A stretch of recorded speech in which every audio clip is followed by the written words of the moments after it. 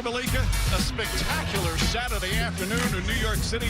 Temperatures reaching into the 70s. A busy Mother's Day weekend. Meanwhile, Knicks fever is reaching dangerous levels in the Big Apple after the 2 wins in Boston against the defending champs. And they are certainly ready to rock there in Game 3 in the Eastern Conference Semifinals, which so far the home team hasn't won a game yet. Obviously, the Knicks 2 wins in Boston.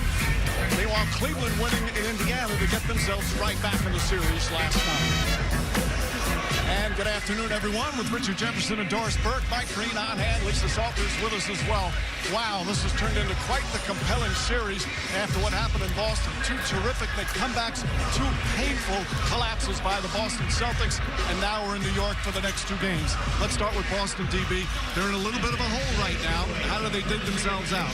So the postseason is always, Mike, about meeting the moments if you're the game stars. And for Jason Tatum and Jaylen Brown, you mentioned the fourth quarter collapses. It's been an abject nightmare for these 2 guys, a combined 2 for 19. And what you notice about that shot chart, only 2 restricted area shots. The other thing you notice when you watch them play is they are both missing such makeable shots. Over half of the Celtics threes taken in the series have been of the wide open variety. But if you are these 2 men, you lean into a couple of things this afternoon. You are NBA champions. You have over 100 games playoff experience. I expect them both to be great. And of course, Tatum used to being under the bright lights. With more on that, let's check in with Lisa. Hey, Lisa. Hey, Mike. Well, this could be a defining moment for Jason Tatum. He's a young superstar who, even after winning a championship last season, continues to hear debate about his greatness. Now, Tatum, by his own admission, did not perform up to his standard in games 1 and 2, saying, quote, "I take full ownership on the way I played in this series. You can't sugarcoat anything. I need to be better. I expect to be a lot better." Joe Mazzulla has said there's no doubt in his mind that Tatum will be better in Game 3, but he also issued a reminder to Jason and the entire team, really, that players don't become who they say they want to become unless they turn moments like these into personal triumphs. Mike? Lisa, thank you.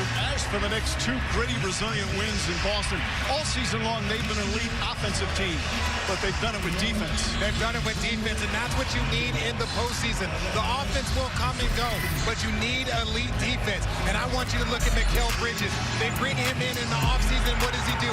Game 1, get the game-winning steal. Just such an important defensive play. And then Game 2, not on the ball, but the self-awareness, the court awareness, paying attention to Jaylen Brown and Jason Tatum, gets another steal. So defensively, they are locked in. But it's not just the Knicks defense, it's also Jalen Brunson. Jalen Brunson is having an outstanding postseason.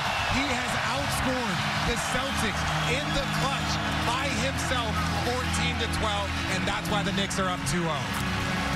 Well, the first 2 games were roller coaster rides at full speed. Big Celtic leads, massive Knick comebacks, 2 heart-stopping finishes. What will we see here this afternoon in Game 3? Knicks and Celtics coming up next. The NBA Conference Semifinals on ABC are delivered by Chipotle. Real ingredients, real flavor, Chipotle. For real. In part by Google, proud sponsor of the NBA. And the all-new 2025 Lincoln Navigator.